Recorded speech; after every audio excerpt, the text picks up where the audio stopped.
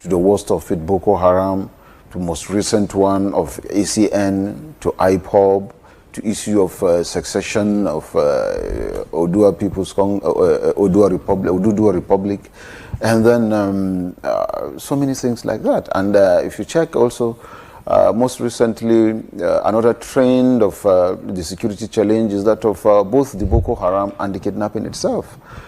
You see that schools have been targeted, from primary schools to secondary schools, now to universities or higher institutions of higher learning, and then abduction of students, and then demand for ransom, and then killings of these innocent souls, as well as killing of, most recently again, which is the most dangerous trend of all, killing of security agencies. You find out that recently the attacks are directly on security agencies, politely and peacefully on their duty post. They have been met and been assassinated, from soldiers to policemen to customs and all other security agencies. Apart from the continuous killing and maiming and destructions of lives and property of Nigerians, if you like, the issue of ESN and the Fulani headsmen, ESN versus the military, ESN versus the police, IPOB versus the Fulani headsmen, IPOB versus the police, IPOB versus Fulani headsmen, IPOB versus army, Odua versus the Fulani headsmen, Odua versus the police, Odua versus the army. If you go to Benue, the kidnapping of and killing of the whole trend of soldiers and carrying all the weapons, and then we had even some ministers who were missing. If you go back to Maiduguri, sacking of a whole community, and then taking over of communities by Boko Haram. If you talk about Gaidam, and the most recent one, the outburst by the Niger State governor, whom the man is too honest that he can't just keep it to himself anymore. He's making a declaration, and he said, I said, and I confirm, or rather he said, and I repeat, that more than 5 local government of his own local government have been taken over by Boko Haram, and they even had their flags there already. He's already calling for the federal government intervention, and he's even saying that he hopes this will make the federal government to intensify and put more security measures in handling these security challenges. I can tell you that Nigeria had never seen the worst of security situation I was going to ask how you can rate things, how things stand compared to how they were in the past. I remember on this platform you had, said, yes, things look bad, but it's not as bad as it used to be. Yes, it was how not. Is it now? It was not as bad as it was before 2015, but it has taken a different dimension that is making it even look worse than it was during the 2015. If you remember, before 2015 to 2015 and early 2016 to 17, it was an issue of solely issue of Boko Haram. That was the challenge we were having, bombing everywhere, and then killings, and then continuous fight and destruction by Boko Haram, mostly in northeast and very few of the western states, if you take like of Kano and a little of Kaduna and things like that. But some other part of north central and other states in northwest were not affected by the Boko Haram insurgency as at between 2015, 2016 and early 2017. But if you check what is going on right now, that is why I said it was bad in 2015, 16 and early 17, but I think it's worse this time around because of the dimension the security challenge is taking. Then it was only Boko Haram, but now insurgency is part of it, kidnapping is part of it, the Boko Haram themselves are there, the IPOB are there, you can't really even say who is involved. That is it. Is it Boko Haram masquerading as kidnappers?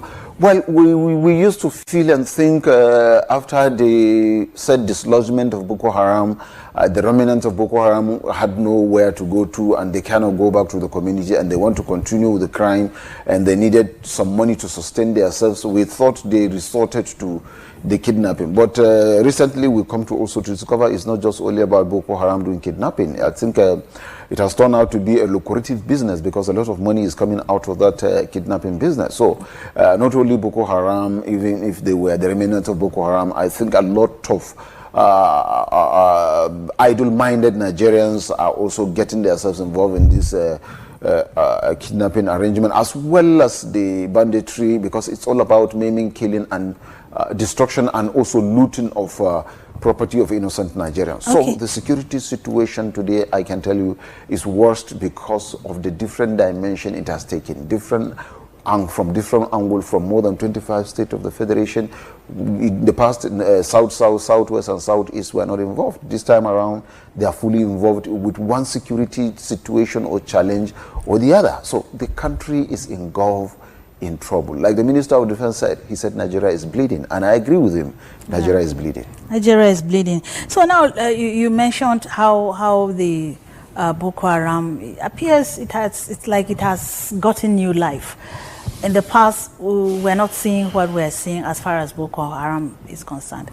Recently, about 3 towns in Borno State were sacked. The soldiers, just dislodged in these towns. So why are we seeing this upsurge in activities of the Boko Haram? It is difficult to explain these things. It's difficult to explain because it has so many dimensions. You can look at it from different angles and give it different interpretations, and then as well as different definitions of the problem that has engulfed Nigeria today, most especially with another high uprise of Boko Haram activities. Before now, we're beginning to celebrate that things were getting better, the condition is getting smoother, the atmosphere is getting conducive.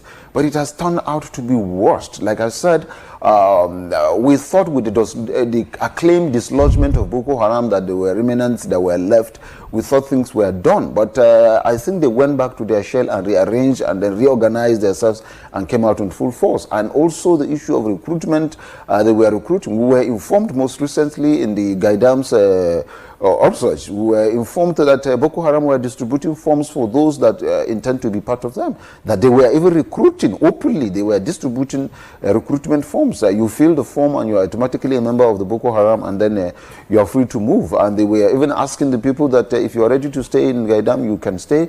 We will take care of you, but you have to be part of us. Otherwise, if you think you can't, you have to leave. And people all left, and the town is more like a ghost town. And the same thing with Goza. So they have gone back to their shell and reorganized themselves, and they are coming out with full force. And if you check, like I said, we thought with their dislodgement, and it was acclaimed by the former service chiefs, we thought things would have gone down and then the atmosphere would have been conducive.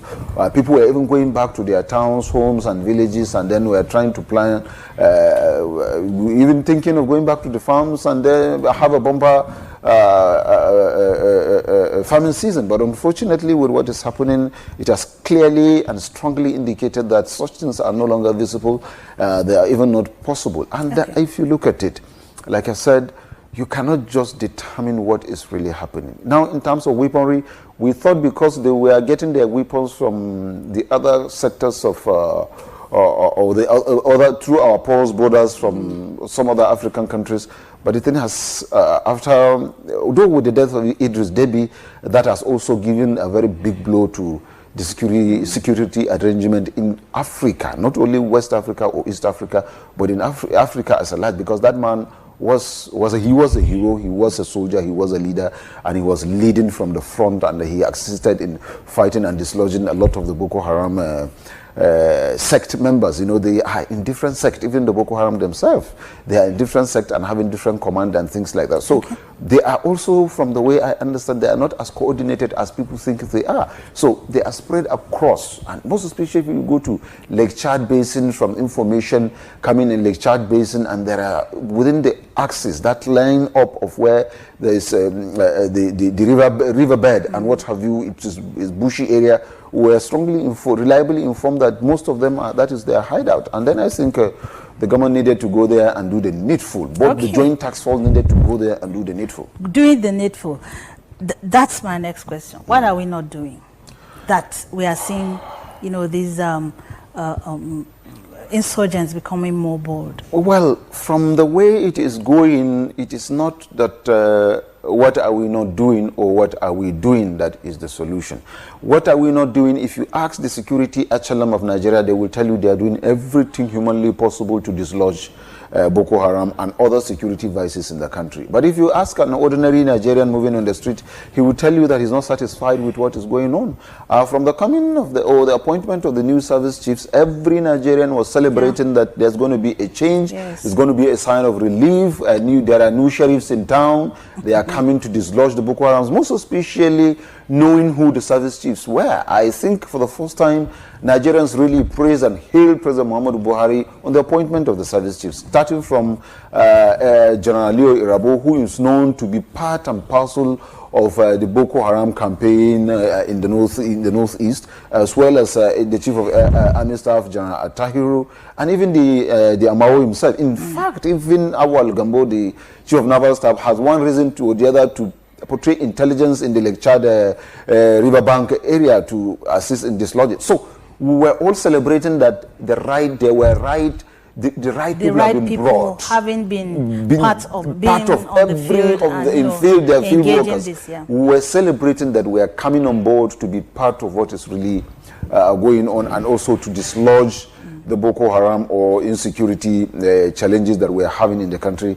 But unfortunately, the situation is changing dimension and bringing something else. So here, what are we not doing? If you ask them, like I said, they will tell you they are doing everything. What are we doing? If you ask Nigerians, they will tell you they are not doing what they needed to do. But what they expect to see. What is the way out is the question every Nigerian is asking today. If you ask me, I will have made 3 or 4 different suggestions on possible way out of these very challenges. First, I think we need a massive recruitment of able-bodied but patriotic young Nigerians to join the armed forces, and then not only joining the armed forces but give them aggressive, systematic and technological kind of training on guerrilla warfare and general insurgency. They needed to have this kind of training to be able to dislodge. And when I say technological, logic and aggressive training, it means, and also the recruitment should be massive, because the number of security challenges we're having in the country today is like the armed forces being overstretched. You needed to recruit massively, aggressively. You needed to give them technological and enhanced training on fighting, on guerrilla warfare and general insurgency. That is number one. That is within the military. If that is done, or if it cannot be done, then you needed to involve the police, the civil defense, immigration, the customs, as well as the DSS, all paramilitary organizations. But then they cannot just go and fight war because they are not trained in the act of war. So what you needed is to give them an aggressive and comprehensive kind of training on guerrilla warfare and insurgency. They needed to have this, because why I'm insisting on guerrilla warfare is because of the kind of hit and run that we are having in Nigeria today. Is a guerrilla warfare kind of war that we are facing. So you needed to train the Nigerian troops on how to also engage the bandit or the hoodlums or whatever you needed to call them, on how to handle them or face them on also guerrilla warfare tactics. It has to be an equal kind of fight, or even one step ahead of them. Now, if you bring in if you do a massive recruitment of members of the armed forces and then give them that technological and intensive as well as aggressive technological training on guerrilla warfare and insurgency fight, they will assist. And also, if you bring in this, combining the police and all paramilitary to give them the same training, or recruit and create a national guard that you give that special training to go and handle these things.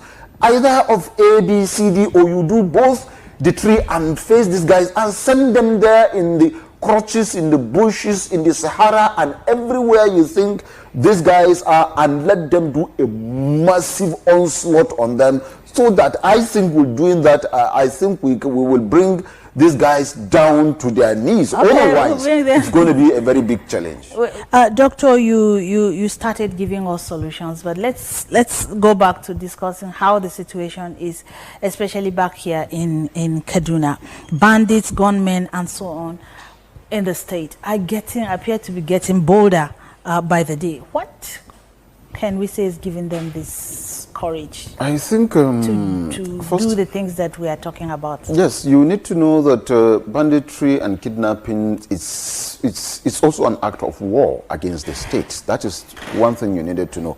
And whoever is involved in banditry and act of kidnapping, like the Nigerian, most of in the National Assembly, it is a life sentence or death sentence kind of thing if one is really arrested and convicted in a competent court of law. So what is happening in Kaduna State today, I think, is a direct challenge to the government and the governor himself. Direct challenge in the sense that you may recall that the governor, in his magnanimity or in his wisdom, said he's not going to negotiate with bandits. And his reason is, negotiating with bandits breed more bandits and breed more cells of bandits or kidnappers. Why?